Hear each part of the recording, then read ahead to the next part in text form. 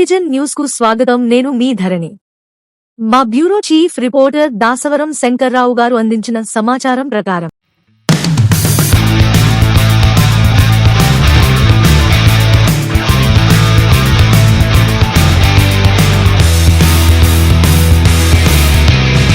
నేను మీ శివశంకర్రావు. పూర్వ మెదక్ ఉమ్మడి జిల్లా వార్తా ఆత్మీయ సమ్మేళనంలో భాగంగా ఈరోజు సక్సెస్కు ఫార్ములా మా గురువు గారు. మేము ఈరోజు ఈ స్థాయిలో ఉండడానికి కారణం సారే. ఒక ఎండీగా పిఏగా వచ్చి జనరల్ మేనేజర్ స్థాయికి ఎదిగి ఈరోజు మార్కెట్ రంగంలోనే అంటే అడ్వర్టైజ్మెంట్లోనే తనంటూ ఏందో నిరూపించుకొని అందరూ తన బాటలో నడిచేటట్టు చేసిన నా గురువుగారు ఉపేంద్ర సార్ దగ్గరికి వచ్చిన సార్. నమస్కారం. నమస్కారం. బాగున్నా సార్? బాగా సార్. Good sir. సార్ ఎట్లా సార్ మీకు ప్రస్థానం చెప్పండి సార్, ఎట్లా వచ్చారు వారు? యాక్చువల్గా నేను ఉస్మానియా యూనివర్సిటీలో ఎంఏ చదువుకునేవాడిని సార్. షార్ట్ హ్యాండ్ రాసేవాడిని సార్. అంటే నా టార్గెట్ ఏంటంటే సెంట్రల్ గవర్నమెంట్లో పార్లమెంట్లో స్టెనోగ్రాఫర్గా ఉద్యోగం సంపాదించుకోవాలి సార్ అని నా టార్గెట్. అయితే ఇంగ్లీష్ ఇంప్రూవ్ చేయడం కోసం డీసీ పేపర్ తెప్పించుకునేవాళ్ళం యూనివర్సిటీకి సార్.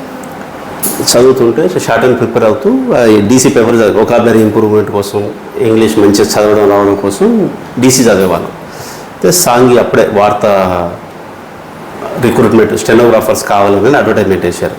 అంతకంటే ముందే సాంఘి ఆధ్వర్యంలో వరల్డ్ చెస్ కాంపిటీషన్స్ జరిగినాయి సార్. అప్పుడు సాంఘి పెద్ద గ్రూపు, అరే ఇంత పెద్ద గ్రూపు నుంచి పేపర్ వస్తుంది కదా అని ఏదో పార్ట్ టైం ఉద్యోగం అని చెప్పేసి అక్కడ జాయిన్ అయినా సార్.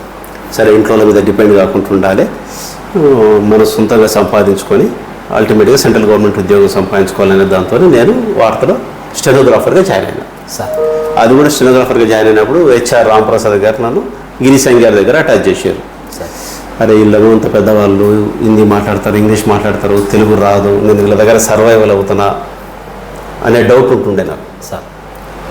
అట్లే నా ప్రస్థానం వార్తతో స్టార్ట్ అయింది సార్. మీరు ఇప్పుడు స్టెనోగా సార్కి దగ్గర వచ్చింది సార్, సార్ దగ్గర అయిపోయి ఒక నమ్మకం ఏర్పడి మీరు అడ్వర్టైజ్మెంట్ అంటే ఎట్లా వచ్చింది సార్? అడ్వర్టైజ్మెంట్ వచ్చింది అంటే గిరిసాయి గారు నాకు ఒక ఎప్పటికైనా నేను ఆయనకు గ్రాటిట్యూడ్తో ఉంటాను. ఎందుకంటే నేను ఈరోజు ఈ స్థాయిలో ఉన్నానంటే నాకేమీ తెలియదు.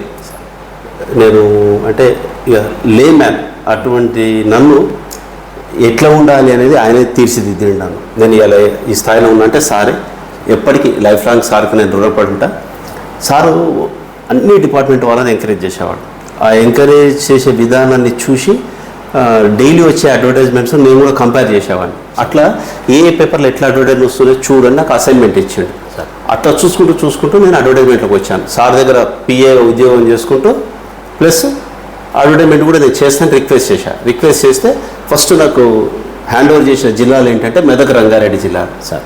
సో మెదక్ రంగారెడ్డి జిల్లాలలో అడ్వర్టైజ్మెంట్లు నేను చేస్తా అని చెప్పి నేను అట్లా అడ్వర్టైజ్మెంట్లోకి వచ్చింది సార్. దానికి మెదక్ జిల్లాలో ఉన్న మీరందరూ, రంగారెడ్డి జిల్లాలో ఉన్న అందరూ బాగా సహకరించారు. రిపోర్టర్లు అనుకోండి, అడ్వర్టైజ్మెంట్స్ అనుకోండి, సర్క్యులేషన్ వాళ్ళు అనుకోనివ్వండి, అంత ఒకటే ఏజ్ గ్రూపం.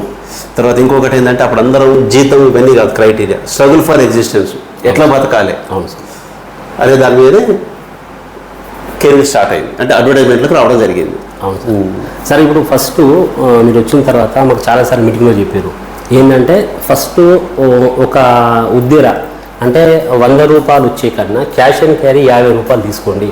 ఆ 50 రూపాయలు తీసుకోవడం వల్ల అక్కడికి ఎండ్ అయిపోతుంది. తర్వాత మళ్ళీ అతని దగ్గర పోవాల్సిన అవసరం లేదు.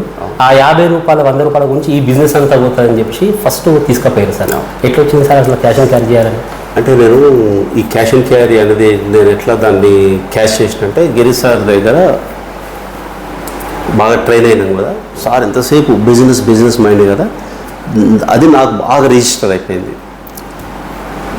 వాటన్నిటిని నేను బాగా అనలైజ్ చేసుకొని మనం 1000 రూపాయల బిజినెస్ చేసి క్రెడిట్ పెట్టడం కంటే 500 రూపాయల బిజినెస్ చేసి క్యాష్ అండ్ క్యారీ చేద్దాం. సో ఆ క్యాష్ అండ్ క్యారీ చేసుకుంటూ ఇంకెక్కువ నెంబర్ ఆఫ్ యాడ్స్ తీసుకొద్దాం. అంటే నేను బల్క్గా బిజినెస్ చేయడం కంటే చేసిన కొంచెం బిజినెస్ అయినా క్యాష్ అండ్ క్యారీ చేయాలి. తర్వాత మార్కెట్ మళ్ళీ ఏమైపోతుంది, అప్పు చేసినాం అనుకోండి 2 సార్లు క్లయింట్ దగ్గరికి పోతే బ్యాడ్ అవుతాం. బిజినెస్ నష్టపోయినా పర్లేదు, మీరు క్యాష్ అండ్ క్యారీ చేయండి అని చెప్పేసి చెప్పాను. మీరు అందరూ కూడా అది ఫాలో అయినరు. అది ఇప్పుడు అందరూ ఇంప్లిమెంట్ చేస్తున్నారు. దాంతో ఏమైపోయింది అంటే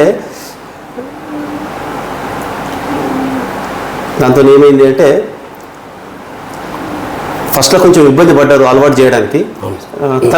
తర్వాత కొంచెం నేను డబ్బులు ఉంటేనే యాడ్ చేస్తానని చెప్పి స్ట్రిక్ట్గా ఉండడం వల్ల ఇనిషియల్గా మీ అందరిని ఇబ్బంది పెట్టినా, కానీ నేను పర్సనల్గా నాకు ఎవరితో ఏం లేదు, ఆర్గనైజేషన్ ఇంట్రెస్ట్ ఉంటుండే. ఆర్గనైజేషన్కి మనం బిజినెస్ చేసి కలెక్షన్స్ వస్తేనే నడుస్తుంది అనే దాంతో ఫస్ట్లో 1-2 months కష్టమైంది. ఇంకా తర్వాత అది అలవాటు అయిపోయింది. ప్రతి ఒక్కరు అదే ఫాలో అయ్యిండు. అవును సార్, మాకు కూడా కొద్దిగా మీరు అన్నట్టు ఇబ్బంది అయింది సార్. మధ్యలో మాకు కొద్దిగా చాలాసార్లు రేపటి నుంచి మానే అన్నా కానీ ఏంటంటే మేము చాలాసార్లు గమనించింది ఏంటంటే భయపడ్డంతో పుట్ట మీద కొట్టేవాళ్ళు కాదు.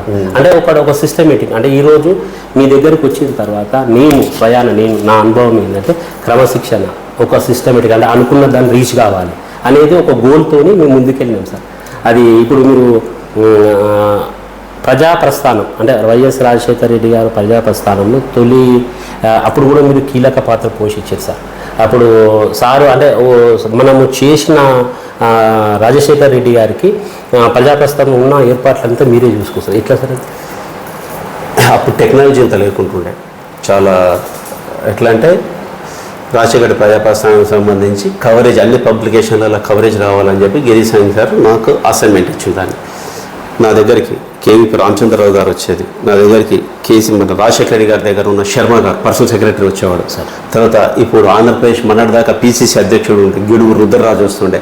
తర్వాత రాజశేఖర రెడ్డి గారి దగ్గర పిఆర్ఓ ఉన్న రవిచంద్ర నా దగ్గరకు వస్తుంటుండే. సాయంత్రం కాగానే నా దగ్గరికి వచ్చేవాళ్ళు. రాజశేఖర రెడ్డి గారి పాదయాత్ర అయిపోయిన తర్వాత ఆ కవరేజ్కి సంబంధించిన ఫోటోగ్రాఫ్స్ అన్నీ నియరెస్ట్ ఆర్సీ సెంటర్కి పోయి అక్కడి నుంచి వాళ్ళు లైన్లో పంపించేస్తే నేను ఇవన్నీ డౌన్లోడ్ చేసి మొత్తం సీడీలలో తయారు చేస్తే వాళ్ళు వచ్చి నా దగ్గర గంటలు కూర్చొని తీసుకుని పోయేవాళ్ళు. అట్లా రాజశేఖర పాదయాత్రలో నా భాగస్వామ్యం అది. దాంతోపాటు కేసీఆర్ గారు స్థాపించిన మలిదశ ఉద్యమంలో కూడా మీ కీలక పాత్ర సార్. ఎందుకంటే ఎక్కడ సభలు పెట్టాలన్నా సమావేశ జిల్లాకు పోతే హరీష్ అన్న గారు మీ దగ్గరకు వచ్చి మీ ద్వారా స్టాఫ్ రిపోర్టర్లు ఫోన్ చేసి న్యూస్ కవర్ చేయమని చెప్పినట్లు మాకు సమాచారం సార్. అదే అవును, వాస్తవం సార్, వాస్తవం. కేసీఆర్ గారు పార్టీ పెట్టిన తర్వాత జిల్లాలలో యాత్రలు చేసి బేగంపేట ఎయిర్పోర్ట్లో దిగగానే హరీష్ రావు గారు నాకు కాల్ చేసి వార్తా ఆఫీస్కి వస్తున్నామే సూప్ తెప్పియమని చెప్పి నాకు కాల్ చేసేవాడు. సో సారు బేగంపేట నుంచి బయలుదేరి వార్తా ఆఫీస్ వచ్చేలోపు నేను అప్పుడు వైస్రాయ్ హోటల్ అనుకుంటే వైస్రాయ్ నుంచి సూప్ తీసుకొచ్చేవాడిని సార్. సో అట్లా ఇక మీటింగ్ అయిపోయిన తర్వాత కేసీఆర్ సార్, గిరి సార్ దగ్గర కూర్చునే వాళ్ళు, హరీష్ రావు గారు నేను కూర్చొని ముచ్చట్లు పెట్టేవాళ్ళం. జిల్లాలకు పోతున్నాం, కవరేజ్ గురించి చెప్పండి అంటే ఏ జిల్లాకు అయితే పోతారో ఆ జిల్లా రిపోర్టర్కి ఫోన్ చేసి మళ్ళీ హరీష్ రావు గారిని అతనికి ఒకసారి ఫోన్లో మాట్లాడి చేసేసి వాళ్ళు వస్తారు చూడండి కవరేజ్ అని చెప్పేవాడిని. అట్లా మలిదశ ఉద్యమంలో తెలంగాణకు సంబంధించి నాకు చిన్న రోల్ సార్. ఉపేందర్ సార్ అంటే వార్త అంటే ఉపేందర్ సార్ అంత దగ్గరున్న సారు వార్తను వదిలిపెట్టి సాక్షికి అసలు యాక్చువల్గా సార్ గిరి సార్ నన్ను చాలా బాగా చూసుకున్నాడు, అందులో ఏమాత్రం డౌట్ లేదు. ఒకవేళ నేను వార్తలు ఉంటే కూడా నాకు వచ్చిన ఇబ్బంది ఏమి ఉండకపోతుంటుండే, అందరితో పాటు నేను ఉండేవాడిని. సార్ వాళ్ళ ఫ్యామిలీ మంచిగా చూసుకున్నారు. పర్టికులర్గా ఆల్కా మేడం అయితే ఇంకా చాలా అంటే చాలా బాగా చూసుకునేవాళ్ళు. ఎంతసేపు నేను వార్తలు వీయడానికి కారణం ఏంటంటే ఇండివిజువల్గా గ్రో కావాలి. నేను అక్కడ ఎంత కష్టపడ్డా ఏం చేసినా సరే గిరిశాంగ్ గారి షాడోలోనే పనిచేస్తుండు అనేదే ముద్ర ఉంది. నేను గిరిశాంగ్ గారి షాడో కాదు, నేను ఇండివిజువల్గా కూడా చేసుకోగలుగుతా అనేది ప్రూవ్ చేసుకోవడం కోసమే వార్త నుంచి నేను బయటకు వచ్చిన తప్పితే నాకు వార్తలు వచ్చిన ఇబ్బంది ఏమీ లేదు సార్. సరే, మీరు సాక్షికి వచ్చిన తర్వాత సాక్షిలో మీరు ఫస్ట్ నుంచే డే 1 నుంచే క్యాష్ అండ్ క్యారీ పెట్టిన తర్వాత మార్కెట్లో అందరూ అనుకున్నారు అది సాధ్యం కాదు, ఇది ఏదో కొద్ది రోజులు మాత్రమే మళ్ళా దానికే వస్తుంది అన్న తర్వాత ఇప్పుడు సాక్షితో పాటు రాష్ట్రంలో ఉన్న అన్ని మీడియా ప్రింట్ మరియు ఎలక్ట్రానిక్ మీడియా అందరూ క్యాష్ అండ్ క్యారీ పెట్టిస్తారు. అంటే మీకు అప్పుడు ఇబ్బంది ఏర్పడ్డా సార్ ఏమన్నా పత్రిక నుంచి? ఇబ్బంది ఏం పడలేదు. అంటే కొంచెం బిజినెస్ చేయాలి, ఇంప్రూవ్ చేయండి అనుకుంటే నేను బిజినెస్ చేయడానికి నాకు ఏం ఇబ్బంది లేదు. బట్ డ్యూస్ ఉన్నాయి అంటున్నారు, డ్యూస్ పెడుతున్నారు, మళ్ళీ డ్యూస్ ఏర్పడితే వసూలు చేసుకోవడం కష్టము. కొంచెం బిజినెస్ చేసినా సరే క్యాష్ అండ్ క్యారీ చేస్తాము, బట్ మీరు ఇచ్చిన టార్గెట్ కూడా నేను ఫుల్ఫిల్ చేస్తాను అని చెప్పాను. అట్లనే చేశాము. తర్వాత సాక్షి వదిలేసినప్పుడు సరే మిగిలిన వాళ్ళ గురించి నాకు తెలియదు కానీ నాకు నో డ్యూ సర్టిఫికేట్ ఇచ్చారు, తర్వాత రిలీవింగ్ లెటర్ ఇచ్చారు. అంటే నేను క్యాష్ అండ్ క్యారీ చేసిన కాబట్టి నేను నాతో పాటు వచ్చిన టీం అందరికీ కూడా చాలా స్మూత్ ఎగ్జిట్ అయిపోయింది. అదే కనుక లక్షల డ్యూస్ పెట్టుంటే వాళ్ళు వేరే ఆర్గనైజేషన్కి పోవాలి అంటే నువ్వు వాళ్ళ దగ్గర నుంచి రిలీవింగ్ సర్టిఫికేట్ రాకపోతుంటుంటే. సో క్యాష్ అండ్ క్యారీ చేయడం వల్ల అడ్వాంటేజ్ ఏంటి అంటే ఎవరో అడుగుతారో, ఎవరో వచ్చి ఫాలోఅప్ చేస్తారు, ఎవరో వచ్చి మన డ్యూస్ వసూలు చేస్తారు అనుకోవడం తప్పు. మనమే బిజినెస్ చేసినాం కాబట్టి మనమే వసూలు చేయాలి, అది మనదే రెస్పాన్సిబిలిటీ.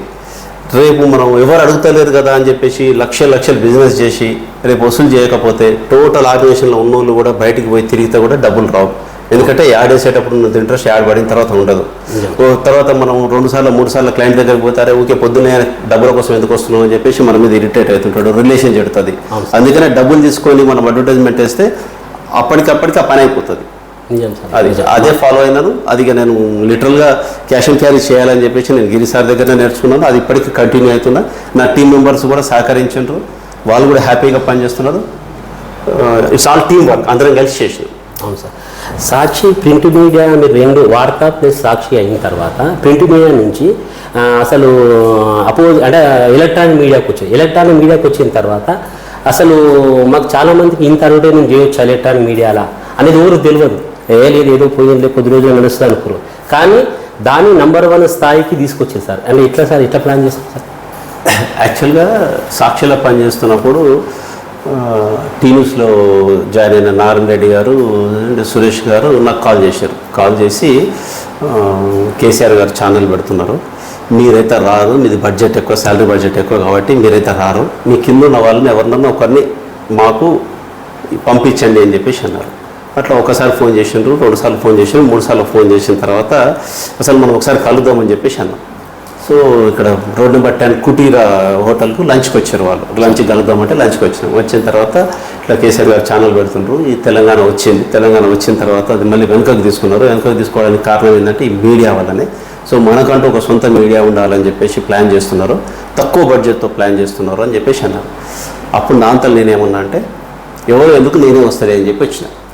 అంటే ప్రింట్ మీడియా తెలియదు కదా, ప్రింట్ మీడియాలో మీ ఎక్స్పీరియన్స్ ఉంది కదా, ఎలక్ట్రానిక్ మీడియా కూడా తెలియదు కదా అన్నారంటే, ప్రింట్ మీడియాకైనా అడ్వర్టైజ్మెంట్ అది ఇవ్వాలి, ఎలక్ట్రానిక్ మీడియాకైనా అడ్వర్టైజ్మెంట్స్ తీసుకోవాలి. ప్రింట్ మీడియాలోనేమో బయట పేపర్ను బ్లాక్ చేస్తాము, ఎలక్ట్రానిక్ మీడియాలోనేమో గాలిలో స్పేస్ని అమ్ముతాం. మార్కెట్ సేమ్ కాబట్టి నేను చేయగలుగుతాను అని చెప్పేసి అన్న తర్వాత కేసీఆర్ గారిని కల్పించిన తర్వాత గిరిశంకర్ దగ్గర 2 సంవత్సరాలు పనిచేసిండ్రు కదా, ఆయన గురించి ఆలోచించేది దాని గురించి తీసేసుకోండి అని చెప్పేసి అన్నారు. అట్లా ఎలక్ట్రానిక్ మీడియాకి రావడం జరిగింది. ఎలక్ట్రానిక్ మీడియాకి వచ్చినప్పుడు నాకు ఏమీ తెలియదు ఎలక్ట్రానిక్ మీడియాలో, కాకపోతే ప్రింట్ మీడియాలో పనిచేసి వచ్చిన ఎక్స్పీరియన్స్, అక్కడనే కోట్లలో బిజినెస్ చేస్తాం. ప్రింట్ మీడియాలో కెరీర్ స్టార్ట్ చేయడం వల్ల ఎలక్ట్రానిక్ మీడియాలో బిజినెస్ చేయడం చాలా ఈజీ. ఎలక్ట్రానిక్ మీడియా అనేది పీస్ వర్క్, ప్రింట్ మీడియా అనేది చాలా కష్టమైన వర్క్. ఎందుకంటే ప్రింట్ మీడియాకి వచ్చేటప్పటికేమో రికరింగ్ రోజు న్యూస్ ప్రింట్ ఇంకులు కావాలి, ఎలక్ట్రానిక్ మీడియాకి ఏం అవసరం ఉండదు. ఎలక్ట్రానిక్ మీడియా ఏంటంటే నేను ఒకవేళ ప్రింట్ మీడియా కాకుండా ఎలక్ట్రానిక్ మీడియా కెరీర్ స్టార్ట్ చేస్తే చాలా డిఫికల్ట్ ఉంటుండే. ప్రింట్ మీడియా ఎక్స్పీరియన్స్తో నేను ఎలక్ట్రానిక్ మీడియా వచ్చాను కాబట్టి నాకు ఈజీ అయింది సార్. ఇప్పుడు ఉపేందర్ సార్ ఫోన్ వచ్చిందంటే స్టాఫ్ రిపోర్టర్ ఎక్కడో ఉన్న ఇక్కడ సార్ లేచి మాట్లాడుతున్నారు సార్. నాకు ఒక భయం అనేది బాగుంటుండే. అయితే అది మీరు చేస్తున్న క్రమంలో మీకు ఎప్పుడన్నా ఎవరన్నా ఇట్లా ఏమైనా అనిపించిందా సార్, అదే ఇబ్బంది పెడుతుందేమో వీళ్ళను అని అనిపించాను, వృత్తిపరంగానే తప్ప వేరే పరంగా కాదని? నాకు ఎంతసేపు పని అంతే. అది అడ్వర్టైజ్మెంట్ అయినా, సర్క్యులేషన్ అయినా, ఎడిటోరియల్ అయినా, అడ్మినిస్ట్రేషన్ అయినా సరే ఎంతసేపు పని చేయాలన్న మూటోనే తప్పితే ఎవరిని ఇబ్బంది పెట్టాలని కాదు. తర్వాత హానెస్ట్గా ఉండాలి, తర్వాత డిసిప్లిన్గా ఉండాలి, ఇచ్చిన పని చేయాలనే కమిట్మెంటే తప్పితే నాకు వ్యక్తిగతంగా ఎవరి పట్ల ఏమీ లేదు. అందరం టీం వర్క్ చేసిన వల్లనే వార్త అంత సక్సెస్ఫుల్గా రన్ చేయగలిగినాం. దీని అన్నిటి కారణం ఏంటంటే గిరి సార్ బ్యాక్ ఎండ్ ఉండు, మనకు ఏది చేసినా సరే సార్ సపోర్ట్ చేస్తాడు అని. ఆయన ఎట్లయితే సపోర్ట్ చేసిండో సేమ్ అట్లనే నేను కూడా అన్ని జిల్లాలలో అన్ని డిపార్ట్మెంట్ల వాళ్ళకి సపోర్ట్ చేశాను. ఎవరికి ఏ ఇబ్బంది వచ్చినా సరే సార్ దగ్గర తీసుకుపోతుంటుంటే సమస్యను సెటిల్ చేస్తుంటుంటే అట్లా టీం వర్క్ చేసుకున్నాం. అట్లా చేసుకోగలిగినాం కాబట్టి ఇవాళ ఇండస్ట్రీలో 27 సంవత్సరాలు కంప్లీట్ అయినా కానీ సార్ అందరితో ఇంత మంచి కార్డియల్ రిలేషన్స్ ఉన్నాయి. నిజంగా పర్సనల్గా ఉండి ఏదైనా అది ఇది చేస్తే అంటే ఇవాళ ఇట్లా ఎవరు ఆదరించేవాళ్ళు కాదు, మీరు కూడా నా దగ్గరికి ఇవాళ వచ్చేవాళ్ళు కాదు. నిజం సార్. అందులో ఒకసారి ఏంటంటే నేను వార్తలో ఉద్యోగం చేస్తున్న తర్వాత సార్ నేను పై చదువుకుందాం అనుకుంటున్నా అంటే ఒక physical education bachelor physical education కడపలో వచ్చింది సార్ నాకు సీట్. అప్పుడు మీకు రిక్వెస్ట్ చేస్తే నాకు 1 ఇయర్తో పాటు అంటే ఎగ్జామ్ రాయడానికి, తర్వాత నాకు 4 రోజులు పోయినా కానీ మళ్ళీ నాకు జీతం ఇచ్చే సందర్భాలు ఉన్నాయి సార్. ఇది ఉదాహరణ ఎందుకు చెప్తున్నా అంటే నేనే ఉదాహరణ, వేరే వాళ్ళు కాదు. అంటే మీరు ఎంత ఉద్యోగం చూస్తారనేది సార్. సరే 29 రోజు ఆదివారం మెదక్ ఉమ్మడి జిల్లా పాత విలేకరామందరం కలుస్తాం సార్. వాళ్ళకి అందరికీ చిన్న సందేశం సార్ రావాలి. మెదక్ జిల్లా రిపోర్టర్స్ అడ్వర్టైజ్మెంట్ వాళ్ళకు అండ్ సర్క్యులేషన్ టీమ్ మెంబర్స్కి నేను ఇవాళ ఈ స్థాయిలో ఉన్నా అంటే మెదక్ జిల్లా అండ్ రంగారెడ్డి జిల్లా వాళ్ళు మీ ఇచ్చిన సహకారం ఎప్పటికీ నేను మర్చిపోను. మెదక్ జిల్లా అండ్ అడ్వర్టైజ్మెంట్ రంగారెడ్డి జిల్లాలో ఉన్న అందరికీ ఇప్పటికీ నేను అందరితో మంచి మానవ సంబంధాలు కంటిన్యూ చేస్తున్నాను, ఇట్లనే కంటిన్యూ చేస్తాను. మీలో ఎవరికి ఏదైనా ఇబ్బంది ఉందంటే కూడా మీరు ఎప్పుడైనా నన్ను కాంటాక్ట్ చేయొచ్చు. నా వల్ల ఎంతవరకు వీలైతే అంతవరకు నేను తప్పకుండా హెల్ప్ చేస్తాను. లేదు అంటే ఏదైనా సజెషన్ అని ఇవ్వగలుగుతాను. Thank you so much. ఇది ఈరోజు ఉపేంద్ర సార్తో ముఖాముఖి. సార్ కూడా వస్తుండు మన కార్యక్రమానికి, కాబట్టి మీరు కూడా అందరు రావాలి. మరొకసారి మరి యొక్క అతిథితో కలుసుకుందాం. అంతవరకు సెలవు, నమస్తే.